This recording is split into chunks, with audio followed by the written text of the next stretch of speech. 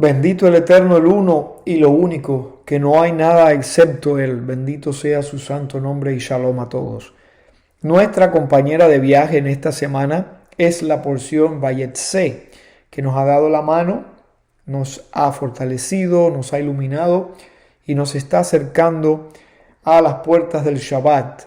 Nos está entrando paulatinamente en la santidad y la paz del reino del Shabbat. Y mientras tanto, el mérito de este comentario sobre esta porción sea de beneficio espiritual para todos y redunde en la redención, la bendición de nuestro pueblo Israel. Esta es una porción, como todas las porciones, muy interesante, muy instructiva, pero que cambia el tono, la dinámica de las porciones anteriores. Vemos aquí cómo hay una transformación. Este hombre que anteriormente había sido descrito como un hombre apacible que habitaba en tiendas, de pronto se torna un hombre que empieza a lidiar con todo tipo de situaciones. Estamos hablando de nuestro padre Jacob. Jacob fue descrito en porciones anteriores como un hombre tranquilo que estaba en su casa, mientras su hermano Esaf era un hombre de mundo, un hombre se dedicaba a la casa, era un hombre muy activo, mientras que él era un hombre pasivo. Y de pronto aquí vemos que la vida de Jacob cambia por completo. Aparentemente esta bendición que él obtuvo, como quiera que querramos aceptar, si fue un engaño o si fue un consenso, como quiera que haya sido, él obtuvo esta bendición que inicialmente no fue pensada para él, y eso fue como cambiarle el chip, como hacer una nueva programación en una computadora, y eso cambió su vida, alteró su vida. Y vemos a partir de esta porción cómo Jacob de nuestros padres es el que más vicisitudes tiene que enfrentar. Su vida se vuelve bastante azarosa y particularmente en esta porción lo vemos experimentando situaciones que en algunos casos nos resultan casi incomprensibles a la luz de nuestra experiencia de hombres y mujeres de esta época. Pero intentaremos acercarnos un poco a algunas de ellas para ver si podemos entender mejor el mensaje que tienen. En sentido general, esta porción titulada Vayetse, acuérdense que Vayetse, la palabra que le da título, y como en el resto de las porciones de la Torá, la palabra que da título a la porción es la palabra que contiene la esencia de la porción, y es el hilo conductor de toda la enseñanza de la porción. Y de esta palabra Vayetse y de su significado se ha expuesto mucho, se ha dicho mucho de esta palabra, de lo que significó la salida de Jacob de Beersheba y de la tierra de Israel en general.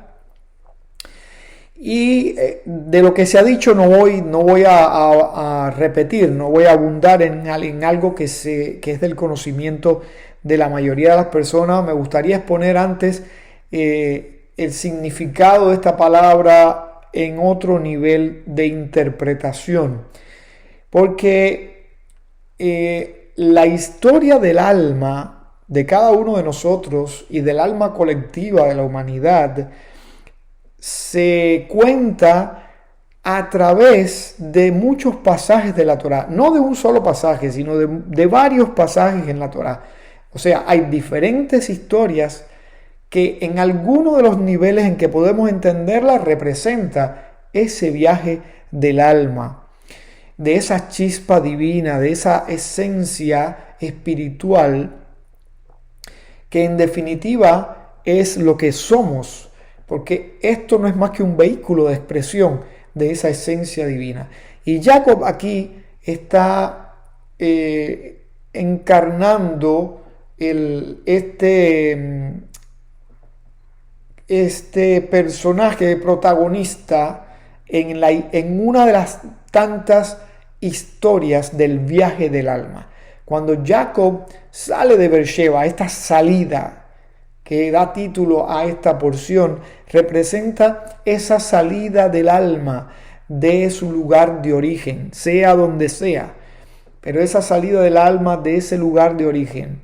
Y ese viaje de Jacob a Harán representa la entrada del alma en el mundo.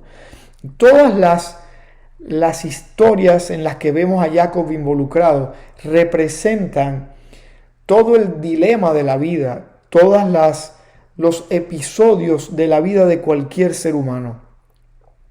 Y eso es a un nivel ilustrativo, un nivel simbólico, un nivel de interpretación que no es el nivel literal, obviamente. Y lo estamos soslayando solo temporalmente porque nunca podemos desprender ningún nivel de interpretación del nivel primario, del nivel básico, que es el nivel literal. Pero en este caso vamos a pensar en esta historia como una representación más de ese viaje, de esta esencia divina que llevamos en nosotros y que nuestra misión es cada día reconciliarnos más con ella, entender mejor qué es, qué significa y fundir más los dos aspectos de nuestra existencia, el aspecto material y el aspecto espiritual, así como en cada historia de la Torá intentamos ver todo el significado, desde el significado literal básico hasta el significado más profundo, e intentamos conciliar en estas historias esos mensajes. Así es como nosotros tenemos que, en nuestra vida, tenemos que acercar e incluso fundir el sentido físico de la existencia con el sentido espiritual, porque ese es el propósito de la vida del hombre. Ese acercamiento entre las dimensiones que resultará en un nivel de conciencia muy próximo a una dimensión superior y que eventualmente en un momento será la reunificación con el uno y el único, cuando su nombre sea uno, cuando Él vuelva a ser todo en todos. Ese será el paso definitivo, el escalón más alto. Pero mientras tanto nuestra misión es ir acortando esa raquía, esa expansión que se creó,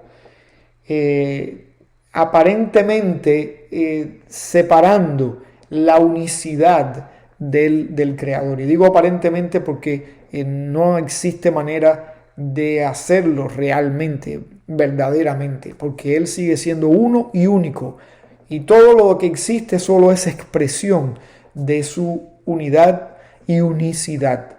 Entonces, esta historia de Vayetse, este punto, esta partida con la que se inicia esta porción, representa esa entrada del alma, esa salida del alma de su lugar y esa entrada en Harán, en el mundo. Y por eso vemos a Jacob lidiar con diferentes situaciones y vemos también cómo Jacob se transforma, así como nosotros constantemente nos transformamos. De eso sirve un día tras otro. Esa experiencia que vamos acumulando nos va transformando.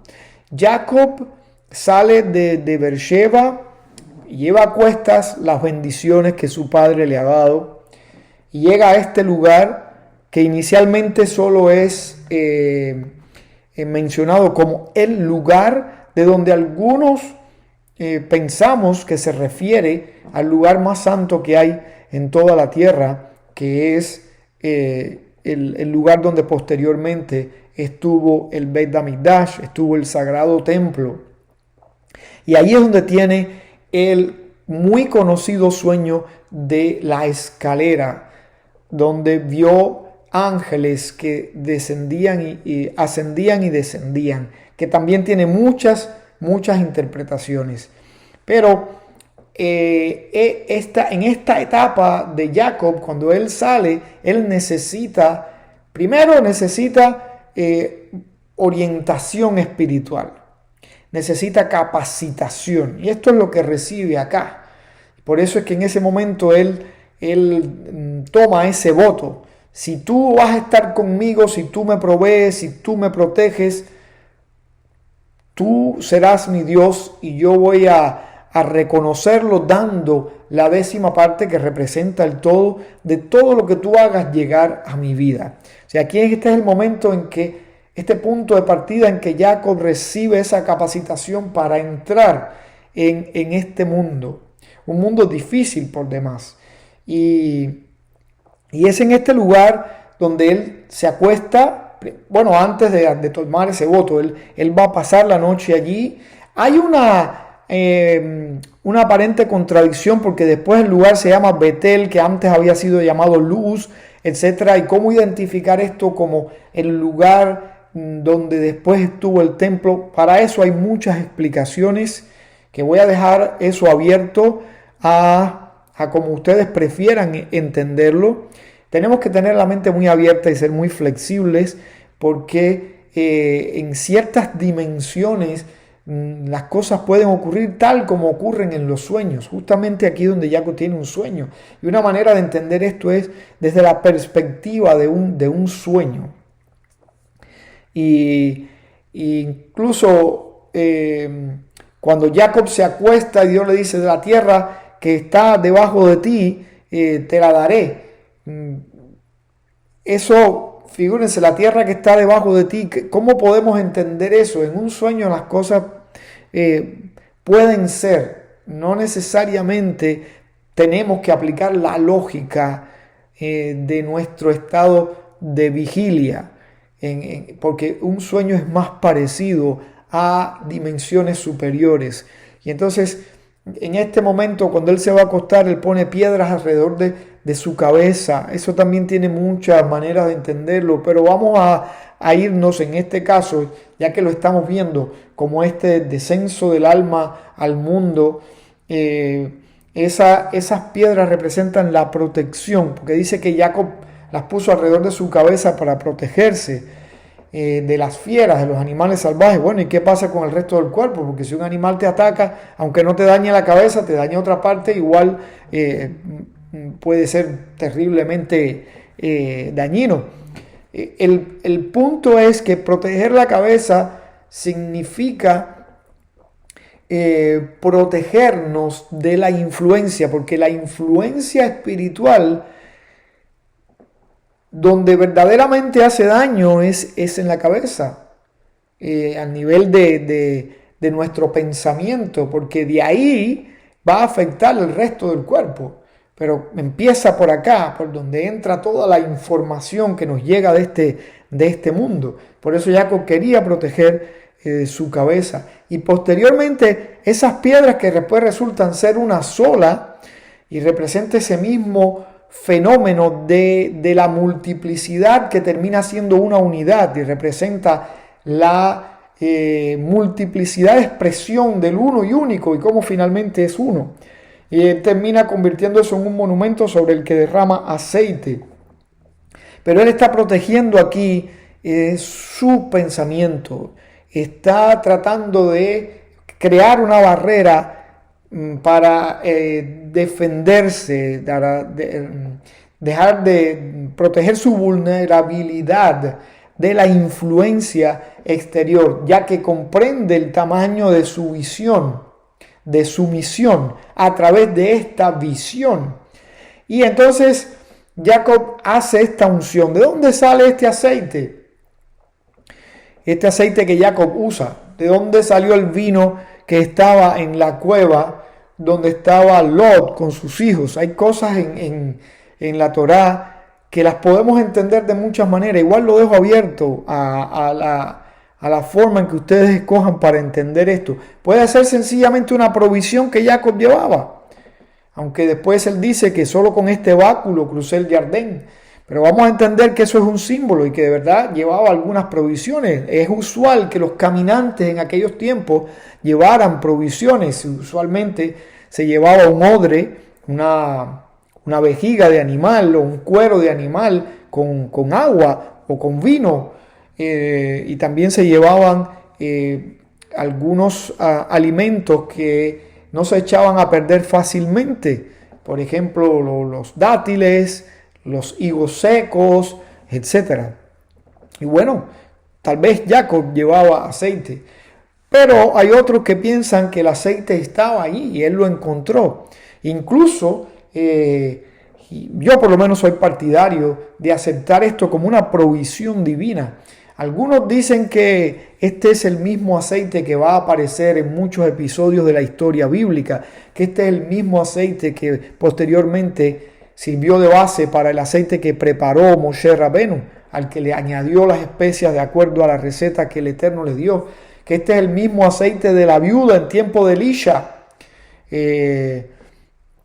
la viuda de Obadía, del profeta Obadía, que murió dejando una deuda y el acreedor quería vender a los hijos como esclavos para cobrar la deuda, y la viuda pues le pidió ayuda a Elisha. Elisha le dijo: ¿qué tienes en la casa? Y dice: solamente una jarra con aceite. Dice que este era el mismo aceite, que después es el mismo aceite que se ha usado para ungir a todos los Kohanim, a todos los sacerdotes y a todos los reyes de Israel, y que será el aceite usado en la unción del Mashiach, del Mesías de Israel, del Mesías del mundo. Y bien puede ser así, también como la historia del burro, el burro con que enalbardó Abraham vino cuando fue a Moriah, al monte Moriah, a cumplir con la comisión del Eterno de subir a Isaac en el altar, y que este es el mismo burro que después tuvo Moshe cuando venía de Midian con Zipora y con sus hijos, y que es el mismo burro que usará el Mesías, en el que cabalgará el Mesías. En fin, son historias que para algunos solo son símbolos, para otros son un poco de leyenda, y para otros son pues verdades tan concretas como cualquier otra historia bíblica, y para algunos puede ser pues la fusión de todo. En fin, el caso es que este aceite estaba allí, sirvió para ungir esta piedra, y esto le da carácter sagrado a este viaje del alma, a esta misión que estaba emprendiendo nuestro padre Jacob. Y vemos que cuando llega a Harán, aquí hay otro momento muy emblemático, muy simbólico. Llega a un pozo, no llega a cualquier lugar, llega a un pozo, así mismo como cuando Moshe llegó a Midian, fue directamente a un pozo, y así también como Eliezer fue al pozo donde encontró a Rivka. Y hay otros pasajes, algunos incluso no en la Torá escrita, pero que también se refieren a la presencia de un pozo en estos momentos cumbres de la historia, especialmente cuando se trata de la unión de la parte femenina y la parte masculina de un alma, porque el pozo representa esa unión del agua con la tierra, un aspecto femenino con el aspecto masculino. Y además porque desde el punto de vista práctico, un pozo es un lugar obligatorio para aquellos tiempos. Ahora todos tenemos grifos en la casa y el agua viene a nuestra casa. En aquellos tiempos había que ir a buscar el agua. ¿Y a dónde se iba a buscar el agua? A los pozos. Entonces era un lugar de reunión de las personas, tanto de los que vivían en el lugar como de los viajeros. Y además era el lugar, el pozo era el lugar, así como las puertas de la ciudad, eran los lugares donde la gente se enteraba de las noticias, porque eran los lugares donde confluían las personas. En fin, Jacob va a este pozo no por casualidad, guiado por la providencia divina. Encuentra a los pastores, después encuentra a Rachel, mueve, haciendo uso de una fuerza extraordinaria, aquella piedra gigantesca que estaba en la boca del pozo, y le da de beber a las ovejas, que después terminan siendo sus propias ovejas. Y después viene toda la historia de Jacob lidiando con su suegro Labán, que representa de alguna manera la historia de la lucha del alma en este mundo. Y Labán vamos a decir, es un protagonista muy importante, porque Labán significa blanco, y eso nos está diciendo algo, aquí nos está enseñando algo que es importante aprenderlo. No siempre las fuerzas del otro lado se presentan como fuerzas oscuras. Muchas veces se presentan disfrazadas, y eso es lo que representa Labán. Esas fuerzas encubiertas, esas fuerzas vestidas con traje de algo bueno, y con lo cual es mucho más difícil lidiar. Y aquí Jacob de alguna manera recibe de su propia medicina, ya que Jacob, acuérdense que Jacob significa calcañar, porque Jacob salió asido del calcañar de su hermano, y le llaman por eso el suplantador, y porque después tomó la bendición que había estado pensada para su hermano, etc. Y Jacob recibe de esa propia medicina, que es parte de el ejercicio de su transformación, y es parte del progreso del alma, es parte de la elevación del alma, que para eso el alma entra en este mundo. Y hay un detalle aquí en medio de todo esto que también quiero destacar, porque es un detalle del que me han preguntado, e incluso hay personas que tienen de esto una opinión bastante desvinculada de los principios de la Torá, bastante desvinculada de la enseñanza genuina de la Torá, porque algunos ven en esto superstición, etc. Me refiero a la historia de las varas mondadas. La historia que dice: luego tomó Jacob varas frescas de álamo y avellano y castaño, las descortezó, o sea, les descortezó franjas blancas, dejando a la vista el blanco de las varas. Esto es difícil de entender, indiscutiblemente, la razón por la que Jacob hizo esto. Que tiene lógica desde el punto de vista científico, tiene alguna influencia, puede tenerla, pero aquí lo más importante no es esto. Aquí lo más importante es entender que Jacob estaba haciendo esto porque Jacob fue instruido. Más adelante Jacob le cuenta a Lea y Rachel, cuando las llama al campo y les explica la decisión que tomó de partir hacia su tierra, les dice que él tuvo un sueño y que un malaj, un ángel, le apareció y le dijo que él había visto, que Dios había visto todo lo que Labán había hecho con él, y que él vio en ese sueño cómo los machos de las ovejas pues cumplían los requisitos que Labán le imponía como su salario, o sea, los requisitos, las características que tenían que tener las ovejas y los cabritos para que fueran de su salario, su recompensa por su trabajo. Es decir, que él vio en ese sueño cómo iban siendo engendrados y nacían estos animales con esas características. Es en ese sueño que él recibe la instrucción, y es por eso que él hace estas varas. ¿Por qué él hace estas varas? Y yo creo que esto es algo que se puede aplicar a todos los mandamientos, a todas las comisiones, y en sentido general a todo lo espiritual. Jacob lo que hace es materializar la instrucción, darle forma a la instrucción. No se quedó con los brazos cruzados esperando a ver cómo el malaj lo hacía o cómo Dios intervenía en la naturaleza para hacerlo, sino que él tomó cartas en el asunto y él puso en práctica esa instrucción de esta manera.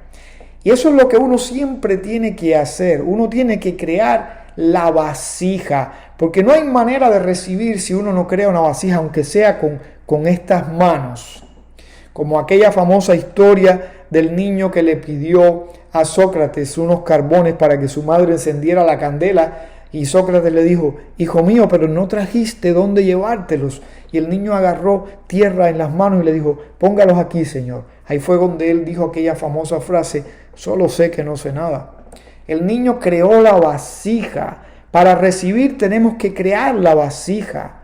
Para hacer el ejercicio de las misvot, de los mandamientos, tenemos que ejecutar en términos prácticos, en términos físicos. Las misvot vienen de un dominio espiritual, pero de alguna manera hay que materializarlas. Hay misvot que tienen asociadas un ejercicio físico específico, pero en el tiempo de Jacob esos ejercicios físicos aún no existían, porque la Torá no se había dado. La conocían a nivel de conciencia, ellos sabían cuál era la voluntad del Eterno, pero no había sido recibida la Torá en este mundo. Y entonces ellos hacían estos ejercicios físicos, o sea, materializaban ese contenido espiritual de la Torá de alguna manera que puede lucirnos ahora un poco primitiva, pero la parte esencial aquí es entender que uno tiene que materializar lo espiritual, crear el recipiente donde depositar la bendición, canalizar la instrucción de alguna manera. Esa es nuestra misión.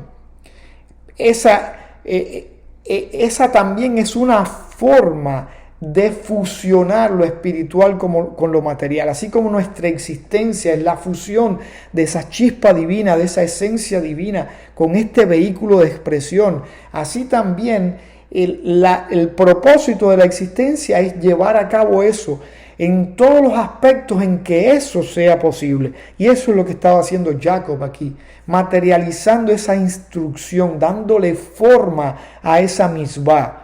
¿Por qué lo hizo así? No sabemos exactamente por qué. Tal vez fue parte de la instrucción del malaj, pero el caso es que él solo materializó esa instrucción del malaj. La llevó a términos prácticos, y es así como nosotros tenemos que actuar, creando cada día los receptáculos para el depósito de la energía divina, para canalizar esa energía divina a través de nuestras acciones, a través de nuestra existencia, dejando un legado espiritual en este mundo, transformando este mundo y al mismo tiempo transformándonos y elevándonos nosotros mismos.